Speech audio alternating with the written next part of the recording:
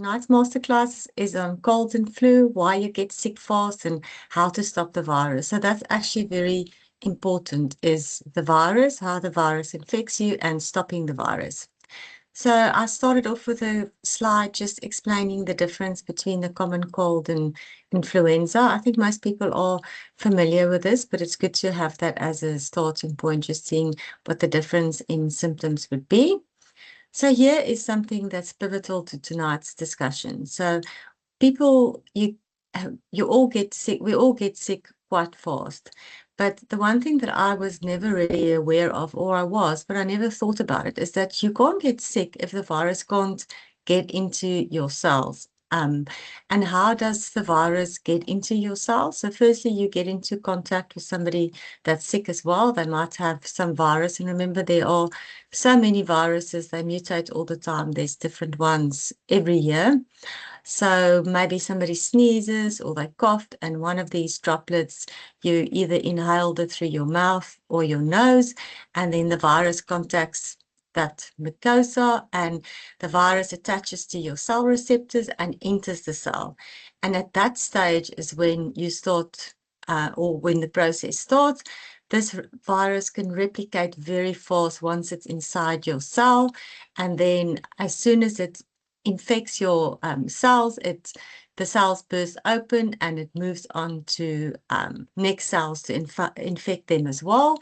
And then this whole reaction starts like a inflammatory cascade. That's when people then start feeling like your nose is running and you start getting fever, whatever. It's your body's own immune system just trying to fight the virus as well.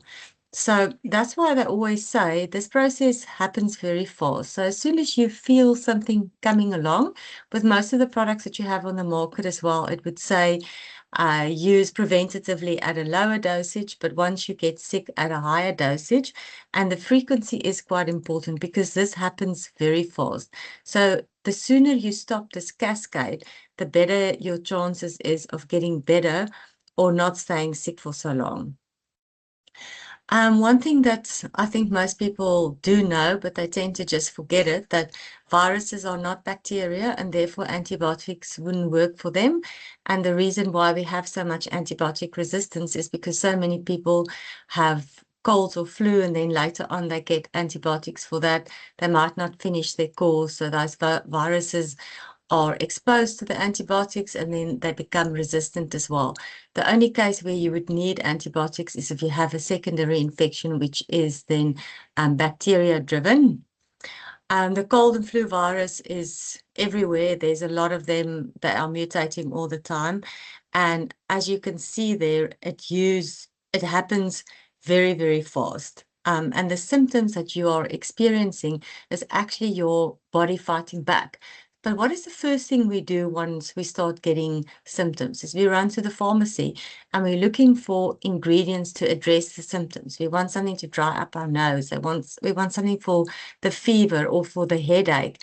And we suppress our own immune system, which makes you feel maybe slightly better. But remember, it doesn't do anything about the underlying virus. The virus is actually happy now because if you have low-grade fever, that increase in temperature is actually very uncomfortable for the virus. The reason why you do have fever is because that then helps to kill the virus. But now you're suppressing the fever, you're suppressing everything, your own immune system. You think you feel better, but the virus is still rampant, is still going from cell to cell, infecting them, and therefore you stay sick for a longer period, which is generally around about 10 days.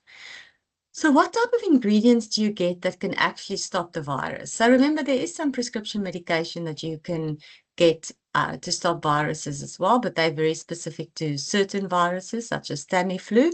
But there is some natural ingredients that you get that are actually proven to be antiviral. As you can see, there are three things that they basically can do. The one is they block the attachment of the virus to your cell, which is very important because remember, if the virus can't get into your cell, you won't be getting sick.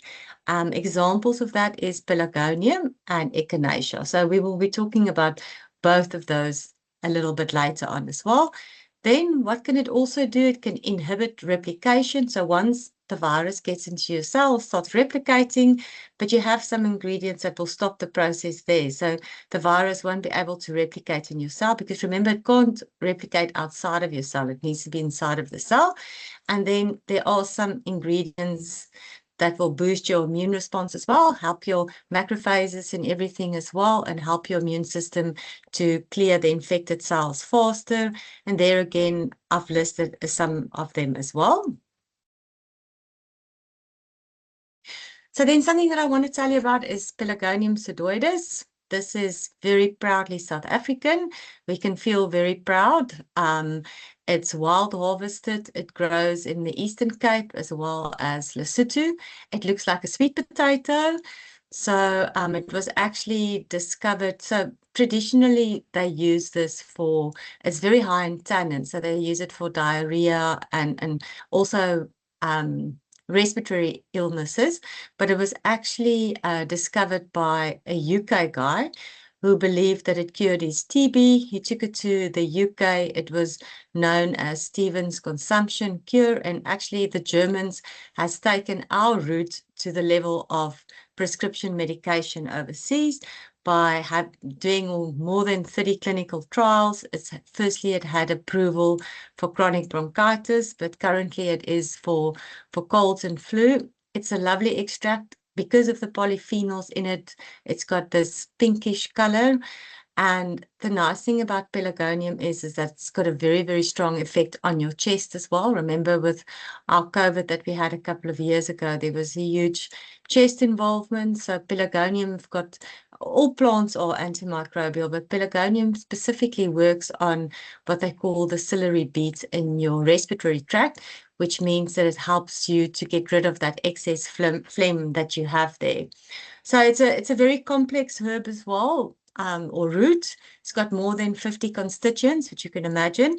And something that's very interesting about it as well is that they, up to date, they haven't been able to identify all the constituents in there. Also, they haven't been able to identify one single ingredient that's the active ingredient. So why is that important? So usually, remember we spoke about bacteria and antibiotics and having like antibiotic resistance. So viruses you can't get resistance for viruses or bacteria against herbals, because even though Pelargonium is the same thing, it's a root that's growing in the ground, different areas in South Africa, it's wild harvested, it's extracted in a certain way.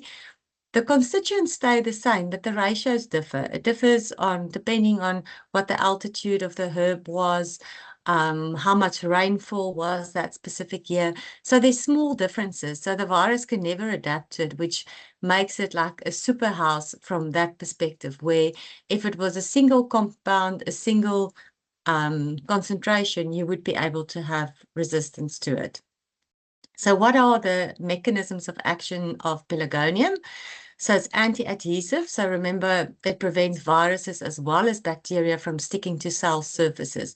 So that's important. It also protects you against bacteria, because the first thing that happens is you get a viral infection. And then because of this, you have a secondary bacterial infection. So the bacteria can now take over. But Pelargonium sort of like shields your whole respiratory tract so that the bacteria can't get hold of it. It is very broadly antiviral. It's been tested against a host of different viruses, including the coronavirus. They even did some studies on COVID viruses as well, on the SARS variants. Like I say, it is antibacterial. It's not as strong antibacterial as antibiotics. It's got weak antibacterial activity, but still it does have antibacterial activity. It's got an immune modulatory effect, which is important, because remember I said that once you get sick, that immune overactivation is actually what makes you feel bad. So some of these herbs then just modulate your immune system. So it makes sure that your immune system is fighting the virus, but not in overdrive. Otherwise, you're not going to be, or you're also going to feel quite uncomfortable. And like I say, the mucociliary clearance, this is very unique to Pelargonium.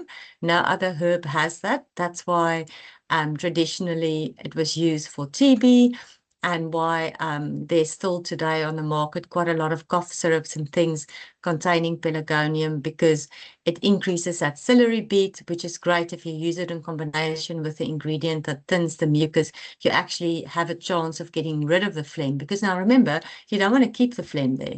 The phlegm will be there, it will be infected with viruses, maybe even bacteria, so it's just a breeding ground. So thinning the phlegm and the mucus and getting it out of your lungs is a good idea. And then it's anti-inflammatory as well. It reduces your pro-inflammatory cytokines. So it makes you feel better without suppressing your immune system. There has also been later studies where they looked at synergy, and there's great synergy between pelargonium and vitamin D in N-acetylcysteine. That's an amino acid, which everyone knows.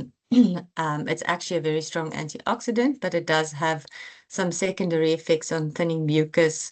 From a complementary point of view, we don't really say that, but its synergy is because of its very strong antioxidant effects. It increases your glutathione levels. So what makes this so important as well? So yesterday I got an email that they sent out to us regarding CPDs. Some doctors and healthcare practitioners have to do CPD points. And in this article, a doctor was actually talking about colds and flu and some things that you can do to not get sick. And then she made this comment that there's very little evidence regarding the herbals when it comes to cold and flu. And I actually looked at it in horror, thinking that that is a big misrepresentation. Somebody would see that, and that is absolutely not true. Pelargonium, as well as Echinacea, has got a lot of data on it. I myself submitted 6 dossiers for Echinaforge to SAHPRA in 2015, and Pelargonium pseudoides is probably, like you can see, there's more than 30 clinical trials that they've done. More than 10,000 patients have been tested with pelargonium in a clinical setting. It has been approved by the EMA in Europe as well, and in all age groups as well. So you can see there. So what does pelargonium do? So in layman's terms, so we spoke about its mechanism of action, and that's great, but most people are not interested in that. From a patient perspective, what will pelargonium do for you? So firstly, it's your best chance of not getting sick. If you start using it fast enough, it actually makes you feel better within a day or two. But remember, like I say, because a virus replicates so fast, usually the dosage will be at least 3 times a day, because you have to make sure that that you stop the virus and that you support all these processes. Then also, if you do get sick, you won't get as sick as what you would have been if you didn't use it. And one of the slogans that Pelargonium pseudoides products use is "Get better faster." So there you have it. You get better faster because of all these effects that it has together. I just put some, I mean, like I say, there's 30 plus clinical studies. I put some ones that I thought was interesting. You can see there's some studies in children as well. Overseas, they do sell it for kids, but in South Africa, I think it's not really given to kids under 6, even though it's just a dosage form issue. But they even had some studies, like you can see their real world study, where rapid relief from day 3 across all symptoms. So they looked at all kinds of symptoms that people have, and the ones that had the best effects was coughing, and then also nasal symptoms. And then Echinacea, as I said, Echinaforge also is one of the best tested Echinaceas in the world. It's got very similar effects to pelargonium. Most herbs are antibacterial and antivirals, more the cytotoxicity that you worried about. But one thing that Echinacea has that pelargonium doesn't have is it's got a stronger anti-inflammatory effect, which is then also quite important, and it is a very strong immune modulator. And again, with the EMA, Echinacea, or specifically Echinaforge, had claims in prevention and treatments of colds and flu, which is great, which means that a lower dosage actually helps prevent it. So let's say you have a spray with Echinacea, now you're traveling, you're sitting on an airplane and somebody is coughing, sneezing, or some other droplet comes into contact with you. If you have a spray with you, you can spray it. It works directly where you were exposed to the virus, and your chance of getting sick is much less. When I was still working for Vocal, we did a lot of sampling with the sore throat spray, the spray containing echinacea, sage, as well as peppermint. And the medical doctors loved it because they used to just keep it on their table. Once I've seen a sick patient and they didn't want to get sick as well, they used to just spray into their throat, which the pelargonia, the echinacea is antiviral, the sage is antibacterial, and the peppermint just gave it a very nice taste, and they really felt that it protected them. It was a nice thing to use. On that same note, it is always better to use these type of products in a spray or in drops. And most of the clinical trials are done with drops like Echinoforce liquid. And the reason being is that the absorption is much better from formats like that because it doesn't have to go through your liver. So you have absorption here from your mucosa, which means it's into your bloodstream much faster. And also because the virus will enter your body through your mouth or your nose. So spraying there is a good thing because remember we said that the virus has to attach to your cell and then enter your cell. So if you spray there with something that prevents it from attaching to it, then you're actually doing something well in preventing it or making sure that the virus doesn't get into your cells. Something that's very important, I think most people have seen that there has been an increase of NIC. I think it was also part of the COVID protocols. What does it do? So one of the main things is it's got a very strong antioxidant effect. We can, from a complementary health point of view, actually only claim that. It is a precursor to glutathione, so that's also actually quite good. It is a sulfur donor. It's well tolerated at standard dosages, and you can see there the typical dose. It's 600 milligrams a day, and it can be higher during illnesses. And it also, like I say, it's got synergistic effects, not only with pelargonium, but also with vitamin C and MSM, which I think is the next one. So what is MSM? One of my favorite ingredients as well. It's organic sulfur. It also increases your glutathione levels. And what is glutathione? It's your body's own very strong antioxidant. So this is sort of like a natural ingredient to use instead of conventional pain medication. And that's sort of the role that it would play in a cold and flu treatment as well, is it will just reduce that inflammation and just help with that discomfort that you are feeling as well. And then obviously, if you do get sick, there is a lot of free radicals that you want to have neutralized. And this is where this then comes to play as well. So vitamin C, this is one of the big things that people are not really aware of. So I've had people say this to me so many times. Now, if it's not 1,000 milligrams, then they don't want it. I even had somebody contact me and say that for a practice, they want vitamin C 5 grams because that works so well. And I just thought that just doesn't make sense. I think I mean, you get the buffered vitamin C and that's great. But if you look at the absorption of vitamin C, so when you're sick, that's okay. Then you can have maybe 1,000 milligrams or 500 milligrams twice a day or 300 milligrams 3 times a day. Anything higher than 1,000 milligrams is actually in South African law seen as scheduled medicine. So you won't find anything higher than 1,000, but just taking 1,000 milligrams of vitamin C when you're not sick doesn't make sense, because if you look at the absorption of vitamin C, the higher the absorption, the lower, or the higher the dosage, the lower the absorption. So all you're actually doing is you are excreting it and you acidifying your urine. So during the COVID times and when people were really like overdosing on vitamin C, like it was going out of fashion, a lot of doctors then saw that a lot of patients had renal, like calcium stones and all kinds of kidney issues. And it was because of this effect.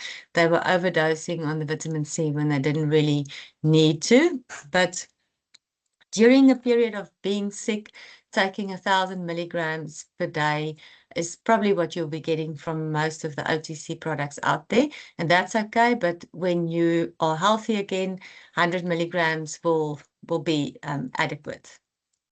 Then there's some other ingredients that are also very nice to use when you are sick. One of them is bromelain. It was very popular a few years ago. Then we went through a whole stage where it was actually seen as scheduled, which is insane because bromelain just comes from pineapple. And it is very strong anti-inflammatory. If you take it on an empty stomach, it also helps for any type of joint pains and things that people have. It also helps with the absorption of some of the nutrients. So it actually even has registration in pigs as a type of an antibiotic. So a very nice synergistic ingredient to have in a cold and flu product. And then quercetin as well. This is just a flavonoid. Pelargonium actually contains some quercetin, which just goes to show how amazing plants are with all these constituents that they have. But it is a very, very strong antioxidant as well. So it just helps with the synergy of these type of products that you get over the counter for colds and flu. Then homeopathic remedies, I'm not always sure if people understand. So herbals and homeopathics are worlds apart.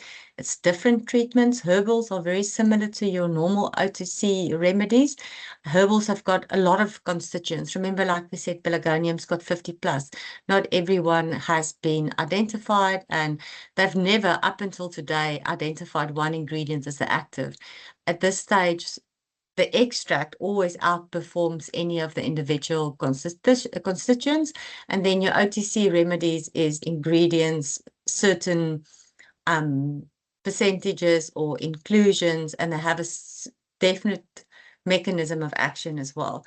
But homeopathic remedies are usually it's more energy medicine. It's in a dilution that you can't determine if you had to test it in a laboratory, and it's usually something that causes, so let's say to suppress a cough, it would be a dilution of something that causes you to cough. So the idea with that is if you give your body that low dosage, you actually train it to then overcome it. I mean, not everyone believes in it, but the nice thing is homeopathic remedies in general is quite safe. People always ask this question, okay, so what can I use when I'm pregnant? So the answer is mostly nothing, maybe Panado. You're not allowed to use any herbals, not because they're unsafe, just because it's unethical to test any herbals in a pregnant lady. But homeopathic remedies are safe to use, and like the Pegasus range, people can use that safely. I mean, I think the biggest upside to them is their safety. And then the conventional OTC products, I think after I had that training overseas, I stopped using the over-the-counter products because I realized they were making me feel better, but they were making sure that I stay sick for at least 10 days. Because if I take a decongestant, antihistamine, pain reliever, I'm just masking the symptoms.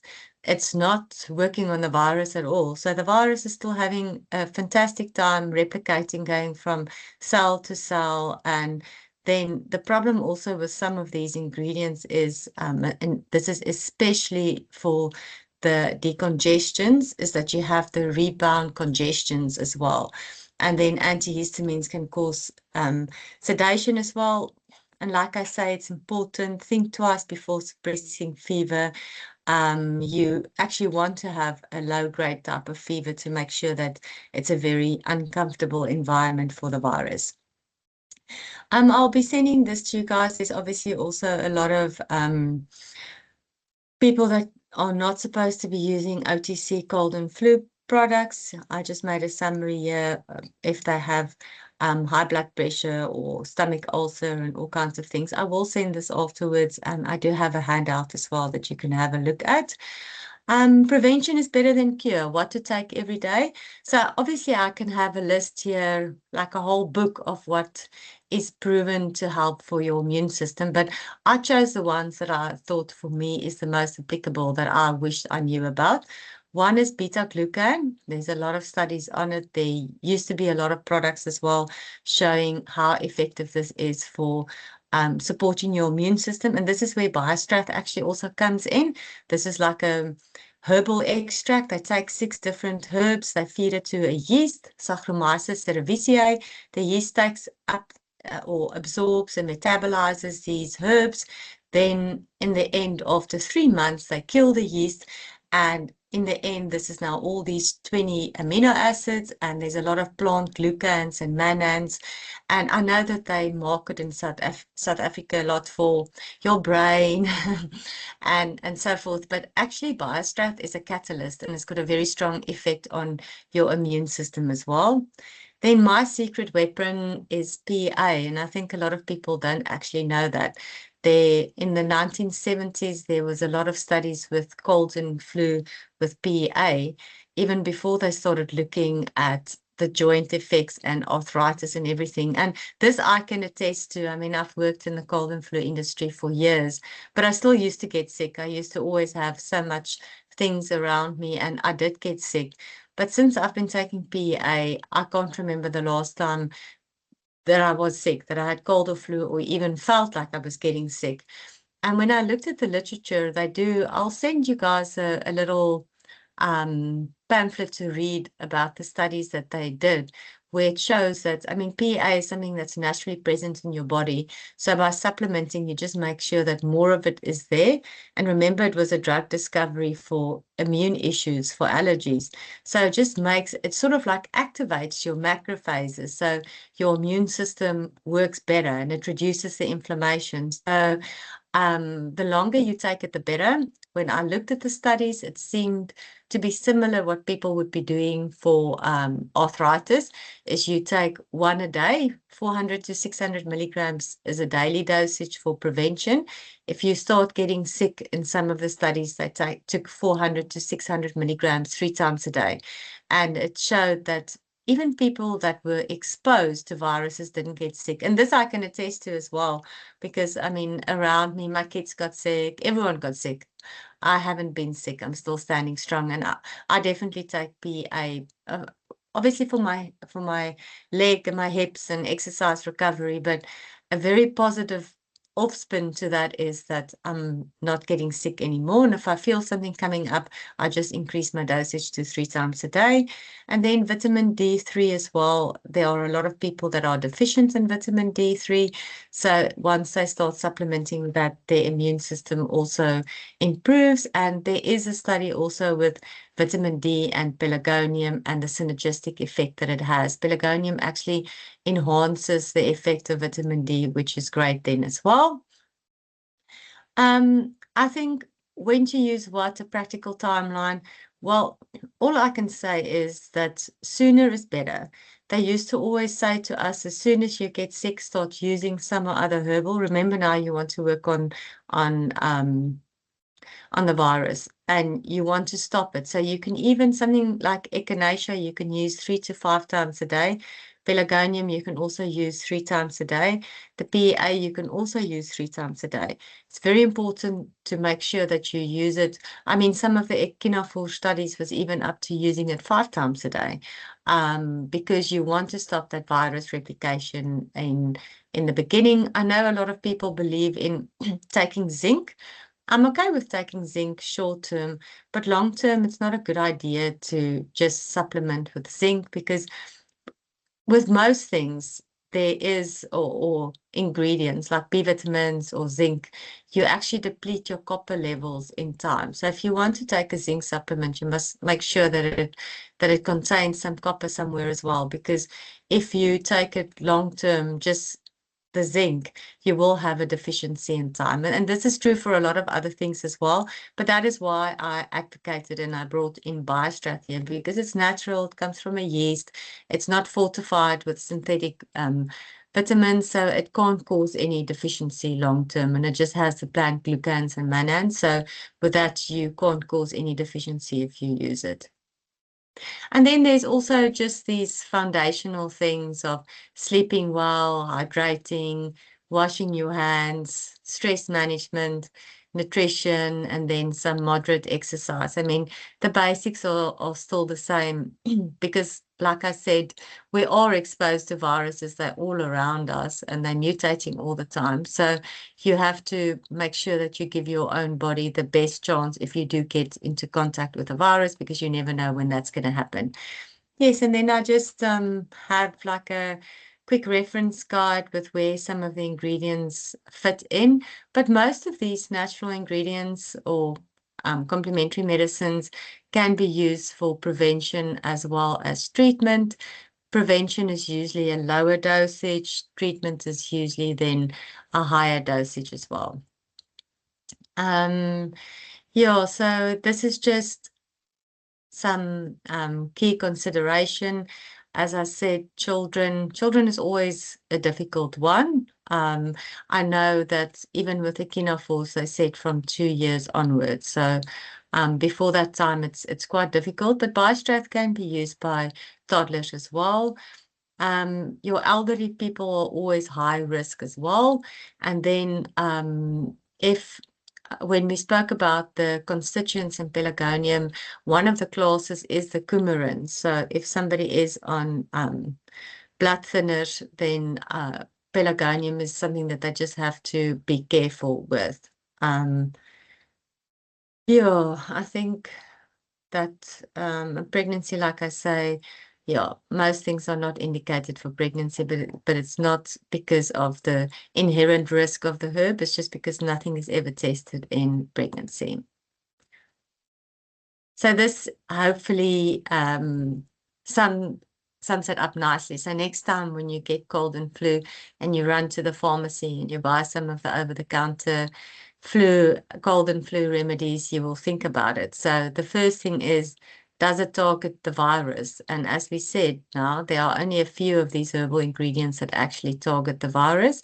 There is some prescription medication, but that's not what you buy in the over-the-counter aisle. So we've got Tamiflu, but that's more that's actually a little bit different. So it doesn't target the virus. So does it reduce the illness duration?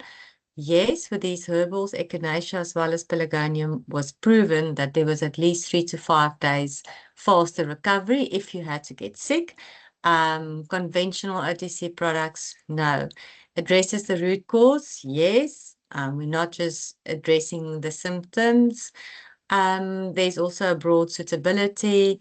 Interaction risk is much lower, and there is also prevents recurrence. There were some studies that they did with Echinophos versus Tamiflu, where they actually showed the second time around how the Tamiflu didn't really work for the people with swine flu, but when they used Echinophos, they got the same effect the next time around. And as I say, that is the beauty of herbals, is that even though it's the same thing and it's standardized, and we've got a COA and it says that the polyphenols has to be between this and this, and the coumarins has to be between this and this, there's still a lot of other ingredients that we don't quantify, and there's small differences between every batch, because that's part of what I did to have a look to see what the differences is between South African Eastern Cape pelargonium and Lesotho pelargonium.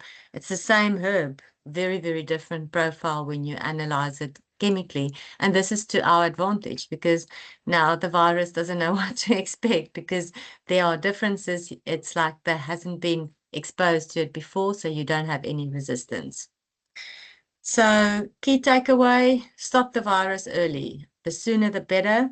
Target penetration and replication. So yeah, act in the first 24 hours, layer your approach. As I said, a lot of these ingredients have synergy. They've been proven to work well together. Pelargonium, NAC, echinacea, quercetin. There's even been some studies overseas where they combine pelargonium and echinacea together as well. Pelargonium is nice because it is South African. We can feel very proud about it. And as I say, daily prevention, for me, the best is BEA. It works well. But then beta-glucan, or something that actually contains those plant glucans and mannans, such as BioStrath, is actually also very good.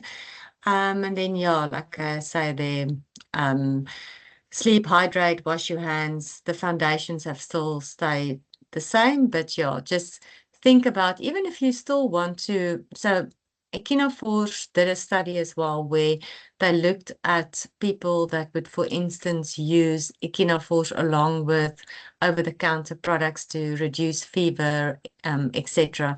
And they found that if you use it alongside with it, it's actually not so bad for you because it will be addressing the symptoms and you'll feel better, but then at least you're still getting that product that's addressing the root cause that's working on the virus.